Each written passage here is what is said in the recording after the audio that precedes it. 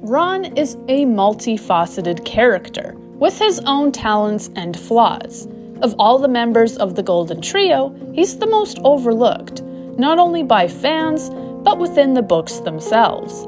Standing in the shadow of 5 older brothers, he found it difficult to distinguish himself.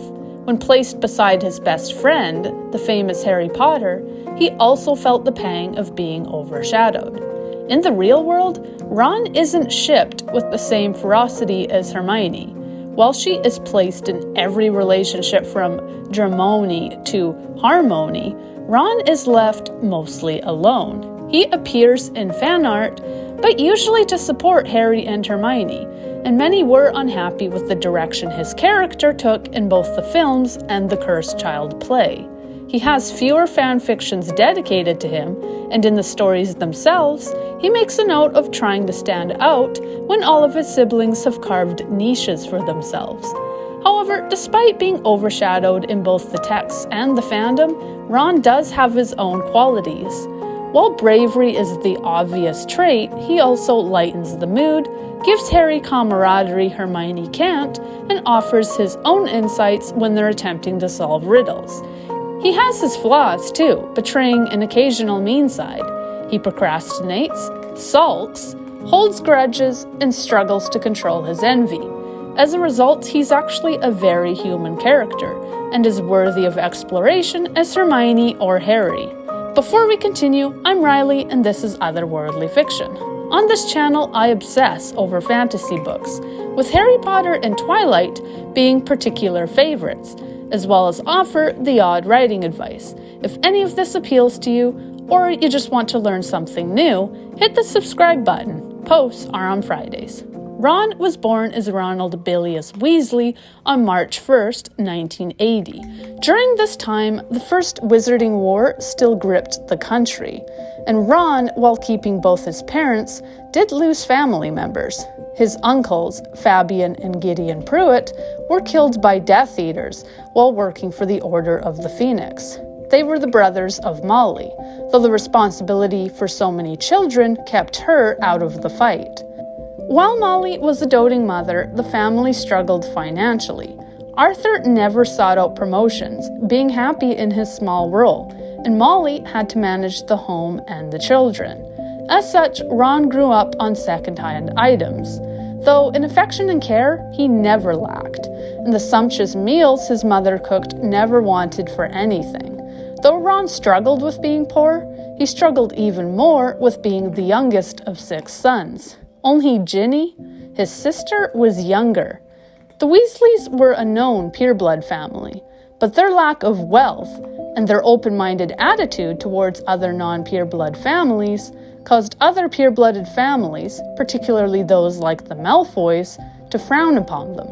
They were given the label blood traders and snubbed for their interest in muggles. Ron didn't have it easy being the younger brother of Fred and George either. Being notorious pranksters, their little brother was an easy target.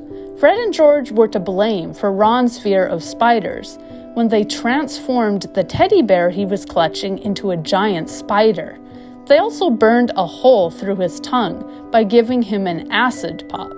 But their worst offense was when they tried to trick Ron into making an unbreakable vow. On catching the boys, Mr. Weasley was furious with the twins. It was the only time he showed any serious anger. Though Ron was poor money-wise, he was rich in other ways. Being surrounded by a loving family and fed 3 delicious meals a day, he was actually the target of Harry's envy. Though Harry had great wealth and even fame, he'd grown up without love. The Dursleys had treated him with disdain, and his meals had been poor. When Harry told Ron how much he loved the Weasley home, Ron was shocked. It wasn't easy for him to see how he might have it better.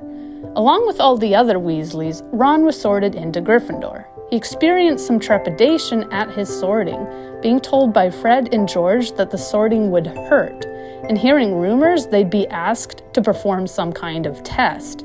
On the train, Ron met Harry, and they immediately hit it off. Harry purchased piles of candy, and they spent the afternoon gorging themselves. When Hermione introduced herself, Ron was less keen because of her need to show off. This continued during lessons, with Hermione not only excelling in her own work, but correcting Ron in his. Ron remarked in Hermione's hearing that she had no friends, and she tore off to the girls' bathroom in tears.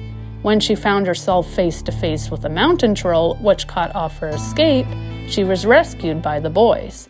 Though Harry had his own skills, it was Ron who saved the day. He caused the Trolls Club to levitate above it before landing on its head, and the monster was knocked out. Hermione took the fall, and the three became best friends, though Ron and Hermione would continue to bicker over time. Throughout the year, Ron helped in his own way.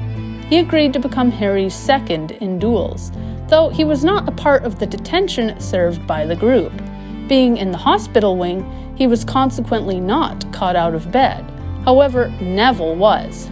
Ron was as important as Hermione in helping Harry to solve the mystery of the Philosopher's Stone, and who was trying to steal it. During the trials faced to reach the stone, Ron's great skill in wizarding chess helped them win a life-sized and violent game. He even agreed to take a physical blow as a piece, demonstrating his guts. Even during the Devil's Snare trial, which was technically a win for Hermione, Ron was needed. Unlike in the films, it was Hermione who panicked. She knew the Devil's Snare was vulnerable to fire, but as she rambled about needing wood, an exasperated Ron reminded her she was a witch. With Ron to snap her out of it, she was able to perform the correct spell and bring them to safety. For his skill in beating the chess set, Ron contributed to Gryffindor winning the House Cup. In their second year, Ron and Harry continued to get themselves into trouble. Ron, together with the twins, sprung Harry loose from the Dursleys by picking him up in Mr. Weasley's flying Ford Anglia. Mrs. Weasley was furious with the boys on their return, though she assured Harry she wasn't mad at him. Harry and Ron started their Hogwarts year off with a bang, stealing Mr. Weasley's enchanted flying car and crashing it into the Whomping Willow. The car escaped into the Forbidden Forest, and the boys were nearly expelled for having been seen by several Muggles. Though they'd only been back for one evening, they already had detentions to serve. Mr. Weasley, too, faced scrutiny in regards to the vehicle. It was illegal for wizards to enchant Muggle items, something Mr. Weasley did all the time, and the irony was that the crimes he committed were the kind investigated by his own department. While Mr. Weasley had been careful not to let any objects leave the property, studying them out of a fascination with Muggles, the car raised awkward questions.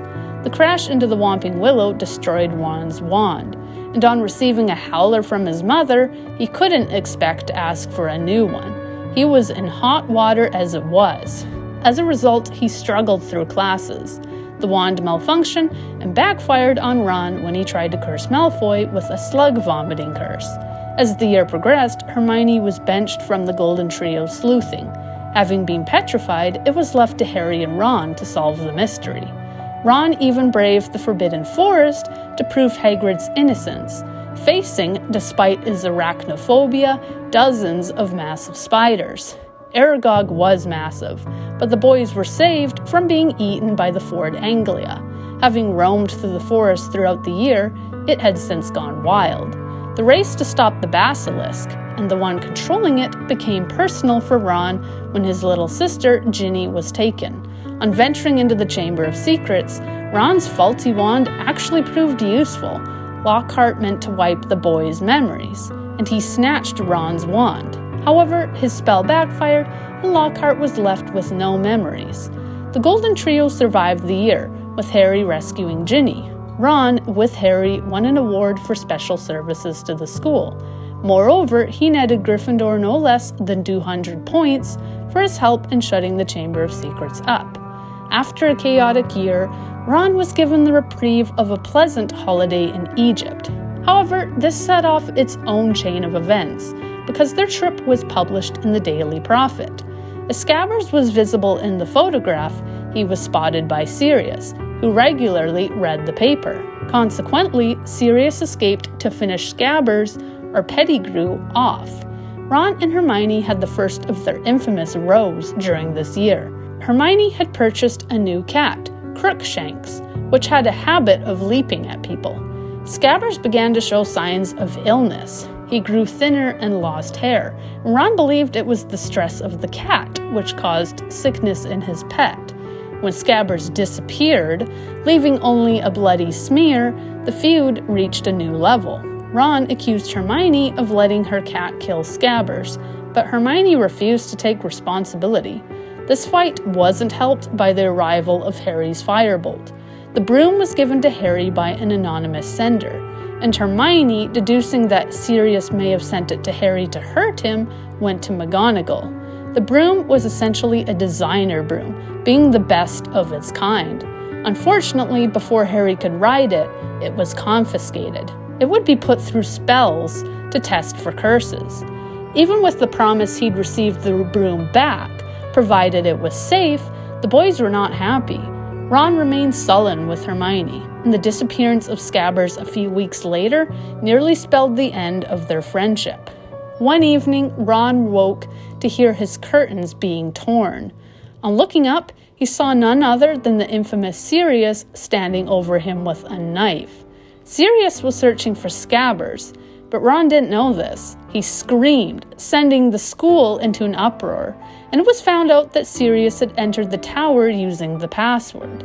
Because the fat lady was terrified after the harm she'd received from Sirius, SergeQuadrado had taken her place. Unfortunately, the bumbling knight figure loved to change the passwords regularly. Neville, whose memory was poor, had already struggled with one password. As a result, he wrote them out on a sheet of paper, which Sirius read off to gain access. With both Harry and Ron being mad at Hermione for the loss of the firebolt, Hagrid reprimanded the boys. He pointed out that Hermione was struggling, not only to keep up with her schoolwork, but to help Hagrid with his case for Buckbeak. The boys were guilty, having forgotten about Buckbeak, and the rift between them and Hermione was healed when a letter came to inform them Buckbeak would be executed. Ron was unaware of Scabbers' part in the events of their third year, until the story was explained to him by Sirius. Realizing he'd been sharing his bed not with a beloved pet, but with an aged murderer, Ron was obviously off-put. In the scuffle to retrieve Scabbers, Sirius had turned into an animagus, a dog, and dragged Ron away. During this, Ron's leg was snapped, and as a result of his injury, he was the one benched while Harry and Hermione used the time turner.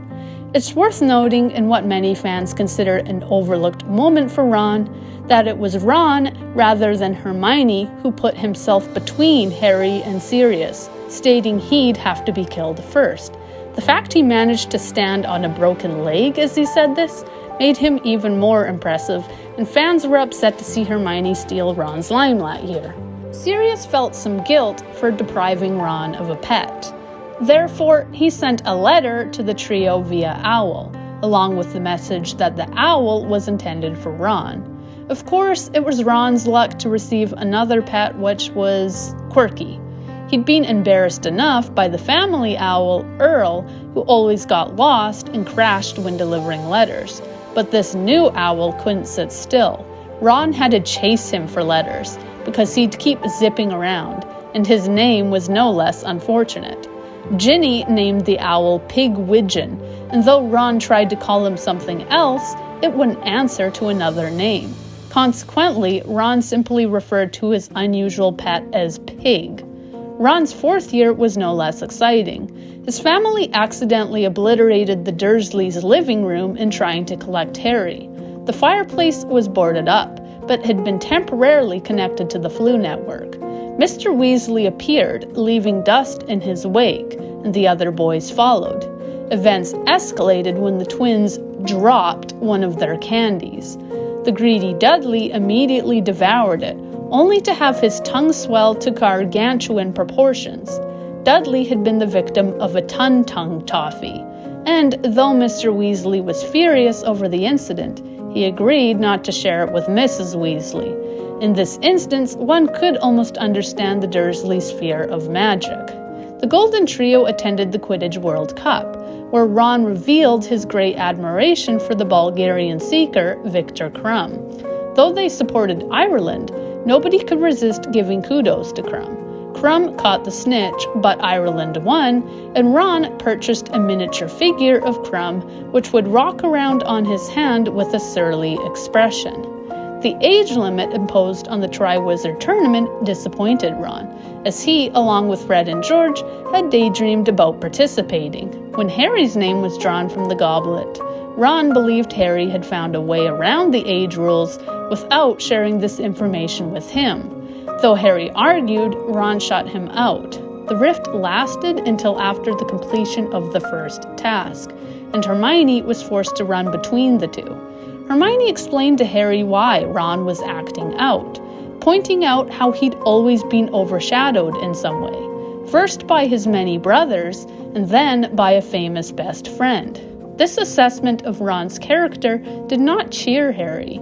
Instead, Harry only grew more resentful towards Ron at the insinuation that he'd even want so much attention. On seeing the danger Harry faced, Ron finally believed Harry, and their friendship was restored. However, Ron wasn't out of the woods. Though he'd patched things up with Harry, the Yule Ball was like a task in its own right, and Ron soon began yet another row with Hermione. Ron procrastinated, only asking Hermione out when he had to. Hermione was offended, and she scolded Ron for not asking her out properly. On seeing her with Krum, Ron's previous admiration evaporated, and a certain action figure had its arm torn off. Jealousy overcame Ron, and he had a furious fight with Hermione in the common room. For the second task, Ron was something of a participant. He was chosen to be Harry's treasure for rescue, while Hermione was chosen for Krum. Both were enchanted, placed into a sleep at the bottom of the Black Lake, and Harry lingered to assure all were rescued safely. On breaking the surface of the water, Ron came to and helped Harry to carry Fleur's sister, Gabrielle, to safety. For this, Ron, along with Harry, received a kiss on the cheek from Fleur. Having always had a crush on Fleur, Ron was gratified. Of course, he hammed up the events of the lake when he was found he was getting attention. What had started as being peacefully put into a gentle sleep devolved into tales of Ron fighting merpeople while they dragged him forcibly into the depths. These embellished stories didn't stop until Hermione corrected Ron. Going into their 5th year, more trouble was stirred with the return of Voldemort. Nobody believed Harry, though Ron was among the few to remain loyal. Along with Harry and Hermione, he participated in the DA. He also joined the Quidditch team as keeper, though this only added to his problems. Though Ron wasn't a bad player, he suffered from a lack of confidence. On being placed before an audience, his skills vanished and he froze up. His embarrassment was compounded by the Slytherins, who invented a ditty called "Weasley is Our King." In it, they celebrated Ron for always letting the quaffle in so their team could win. Ron also struggled with Percy's betrayal. Now an obsequious employee for the ministry, Percy would hear no ill of the minister or his colleagues. He distanced himself from his family and bought into the narrative that Harry was a liar. He wrote a letter to Ron, encouraging him to stop being friends with Harry, driving Ron to tear the letter up and burn it. Ron then called Percy the world's biggest git, and the rest of the family was shaken by Percy's attitude. Ron wanted to quit the Quidditch team. If the Slytherins' Potter Stinks badges weren't enough, they were now sporting new badges which read, "Weasley is our king." Unfortunately, Harry, Fred, and George were all kicked off the Quidditch team by Umbridge, leaving Ron to hold things together. If school wasn't hard enough, Ron had the scare of nearly losing his father. Arthur Weasley was attacked by Nagini, and though Harry's dreams helped the Order to locate him before he was found by either Voldemort's lackeys or the Ministry, his injuries were severe. He spent a lengthy period in the Wizarding Hospital of St. Mungo's, while the doctor scrambled to find something which would stop the bleeding. It was almost a close call for readers, too, as Rowling admitted to considering killing Arthur off, though Ron was spared when she decided he should be left whole. Ron finally had some luck in Quidditch. Though Harry and the twins were off the team, Ron's efforts were enough to secure Gryffindor the cup. Unfortunately, his friends missed his victory, having been off with Hagrid to hear about Grop. Ron held his own against Death Eaters when the 6 of them, the Golden Trio, along with Ginny, Neville, and Luna, went to the Department of Mysteries. Going into his 6th year, Ron learned what subjects he'd be able to continue taking. On failing divination and history of magic, he was only relieved. He and Harry were all too happy to stop taking those courses. The 6th year also marked another in which Ron would quarrel with Hermione. Both had feelings for the other, though they'd never admit it. Hermione was overcome by jealousy when Ron dated Lavender, and the fact that Fleur was now Ron's sister-in-law, whom he clearly still admired, did not help. Ron was also upset by Ginny's love life, though Ginny was quick to point out that his insecurity around her dating life likely stemmed from his own relative lack of experience. Ginny added that Hermione and Krum had kissed, pouring salt into an old wound. Once again a part of the Quidditch team, Ron's confused romantic feelings distracted him. He struggled as badly as he had the previous year, but, having believed Harry had given him a drop of luck potion, he played a wonderful game. This should have helped, but it became another reason for him to tell off Hermione when he accused her of having no belief in what he could do. Hermione didn't help matters. Furious with Ron, she attacked him using conjured canaries. She also invited Ron's Quidditch rival, Cormac, to attend Slughorn's Christmas party with her. The fact that Harry and Hermione had been invited into the Slug Club, while Ron was overlooked, also smarted at Ron. The relationship with Lavender thrilled Ron at first, but as she grew increasingly clingy, Ron began to miss Hermione. Lavender made him wear silly jewelry, and she shouted the nickname One at him for everyone to hear. Hermione didn't come to the Barrows for the holidays, and, having felt her absence, Ron tried to make up. Sadly, Hermione continued to rebuff him. It took an accidental swallowing of a love potion and a near-death experience to heal the rift. As Ron was unconscious in the hospital wing, he murmured Hermione's name. Forgetting her anger, Hermione had come to visit and was there to hear this. As for Lavender, Ron pretended to be asleep when she visited. Their romance ended shortly after, when Lavender, jealous of seeing him seemingly alone with Hermione, broke it off. Ron's brother Bill sustained injuries during the night Dumbledore was killed. Though he'd be scarred for life, marring his previously handsome face, the way he looked did not change how his fiancée felt about him. Fleur remained with Bill, proving she was nowhere near as shallow as others had assumed. The 7th year would test Ron's loyalty more than any other. Initially, Ron was able to follow Harry in his hunt for Horcruxes without being missed, because he'd created a decoy. The family ghoul was transfigured and made to pose as Ron sick with spattergroit. It would explain why Ron was absent from school, and the ghoul seemed only too happy to wear Ron's pajamas and reside in his room. The stress of the journey wore on Ron, and his doubts were compounded with an arm injury and the effects of the Horcrux the group came to carry. Believing Hermione favored Harry over him, and resentful over Harry's seeming lack of direction, Ron ran out on them. It was only with the help of the Deluminator, given to him by Dumbledore, that Ron found his way back. On hearing their voices, Ron was able to upright in time to see Harry dive into an icy lake. Ron redeemed himself by rescuing Harry from drowning, and then by destroying the Horcrux using the Sword of Gryffindor. Though Harry was happy to have him back, it took Hermione longer to forgive him. In his absence, she'd endured weeks of misery, often crying at nights over the hurt she felt. Harry had to intervene using a shield charm when she tried to attack Ron. Eventually, Hermione forgave Ron, and he continued to face mortal peril in aiding his friends. The group dealt with Bellatrix, death, betrayal, and even broke into Gringotts Bank to steal another Horcrux. Ron remained loyal, and he followed Harry to Hogwarts to aid in his search for another Horcrux.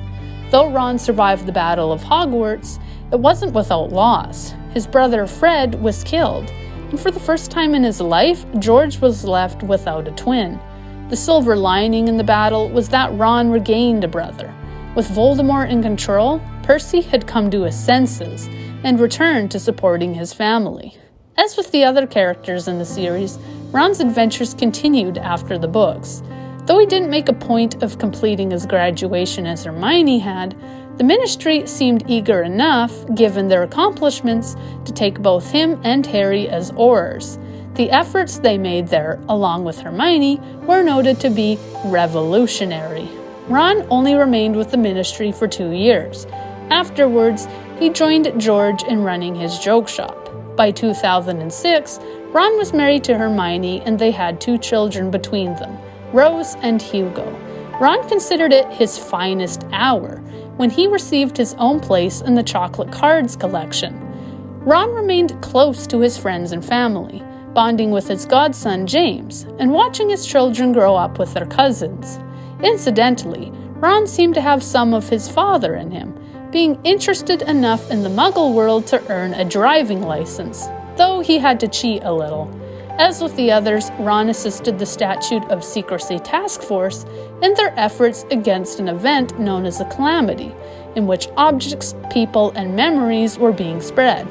People were torn from different timelines, and the biggest concern was that all of this uncontrolled magic would result in Muggles learning of the existence of wizards. Ron was also a help to Harry and Hermione when Harry's son Albus caused time to change. Throughout these adventures, Ron learned of alternate realities, including one in which he didn't marry Hermione, but rather Padma Patil, with whom he had a son. In my opinion, Ron is an underappreciated character. He has skills, but also many flaws, and this makes him both likable and human. His mistakes also highlight Hermione's flaws, as Ron can bring out the best and worst in her, and consequently, the relationship never feels dull.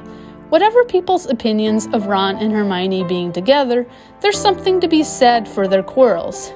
Anyone who's seen their parents fight can probably agree that the dynamic between the two isn't unrealistic. As such, Ron deserves to have more fanfiction written about him. He deserves more fan art. And however infatuated with Dramoni you are, maybe he deserves Hermione too. After all, differences or not, they are able to balance each other out. While Hermione has kept Ron out of trouble, he has taught her how to take risks, break rules, and have fun. He's been overshadowed in the books by Harry and his brothers, and seemingly by Hermione in the fandom, but he has many memorable moments worth celebrating in the series. And he was no less impressive in his career or dedication to his children, though the direction his character took in The Cursed Child was questionable. Perhaps there should be a fan fiction depicting Ron as more himself. How do you feel about Ron's character? Do you feel he should get more credit? Or did his portrayal in the films and play ruin him for you? Let me know in the comments. And if you enjoyed this video, like and subscribe. Thank you for watching, and happy reading.